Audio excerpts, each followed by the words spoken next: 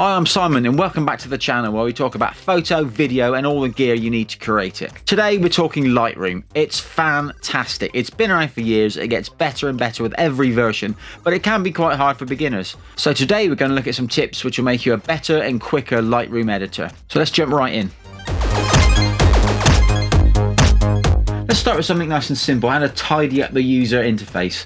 If you just want to view your photo full screen, you hit F. F again to bring it back. If you want to hide the toolbars to the left and right of your screen, it's just Tab. If you want to really focus on the photo and the work you've been doing on it, you can press L to dim the user interface, or L again to take it away totally, and take a physical step back from your screen and look at what you've been doing. L, of course, brings everything back again. The next one's called Solo Mode, and it's another way to make the interface less in your face. So rather than having every panel open on the left, so you need to scroll up and down to see what you need to get to, it goes on forever and ever and ever. Solo mode minimizes everything you're not using. You can turn it on by right clicking any of the panel headings and just choosing solo mode, and you'll see it immediately collapses everything except the one you're on. So without closing tone curve, I can open up the basic panel and it keeps everything tidy. I could go to HSL, it keeps everything tidy. Really good and saves a lot of scrolling.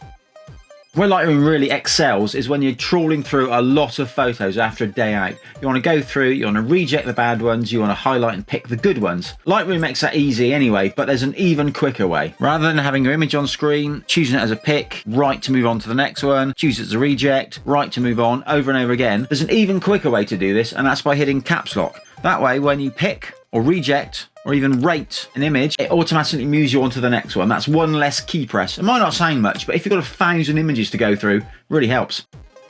When you've been working on an image in Lightroom for a while, it's always a good idea to take a step back and look at what you've done. A really quick and easy way to do that is looking at the before of your image. There are two ways you can do that. One is you just tap the backspace key and it toggles between the current image and your original. But there's another way as well, and you can hit Y and it gives you a split screen so you can see them both at the same time. So you can see if you've gone too far or if you like what you've done. So in the basic panel, Lightroom's got this auto button here. If you click it, it sets the image as to how it thinks it should be. Now, it's not always right, but it's a pretty good starting point, to be honest. However, you might not want to give it full control. So if we reset again, if you shift and click twice on any of these names here, it'll apply the automatic adjustment for just that particular one, rather than all of them. It's useful if you'd like Lightroom to make a suggestion on something like the exposure or the contrast of an image. No lens is perfect, but Lightroom knows the flaws of most of them, whether that's an expensive Canon RF lens, something from Nikon, or even your iPhone. So under the lens correction panel, under profile, it allows you to switch on remove chromatic aberration and enable corrections. As you can see, it's read the metadata from the image, so it knows what lens you're using. In this case, it's my Canon 70-200. You can see it gets rid of a little of the distortion, and if there was any, it will get rid of any color fringing as well. This really comes into its own on cheaper lenses.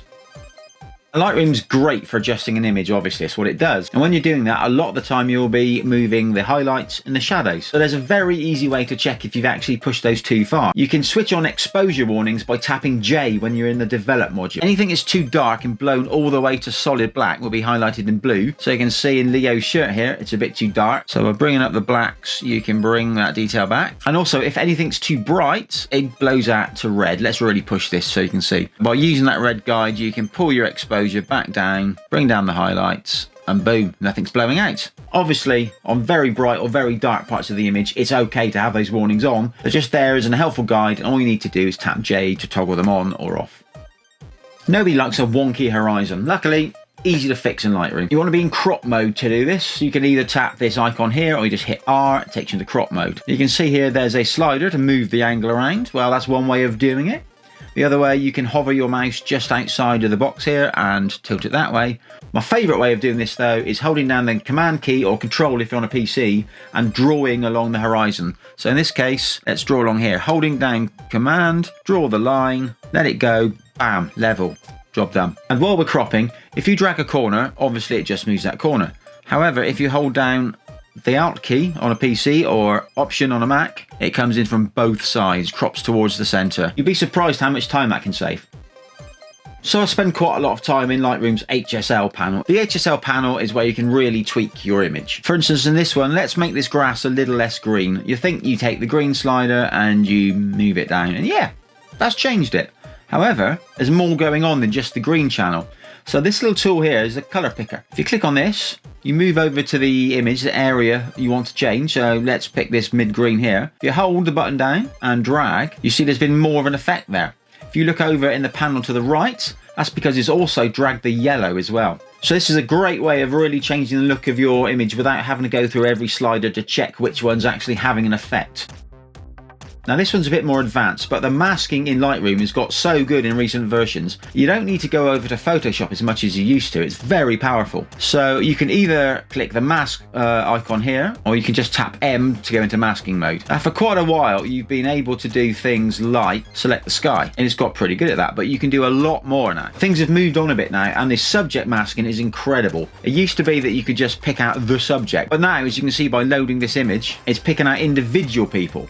So now you can see I can choose this person here, or this guy, and if I click on him, because there's more of his face visible, I can do things like only select his face skin, or the skin of his arms, or just his hair. So let's select this guy, create the mask. You can see it up here, it's already there. If you tap O, you switch that mask view on and off. Helpful when you've got lots of masks on the go. So just as a demonstration, we can bring up the shadows to put a little bit more detail in his outfit, and there we go.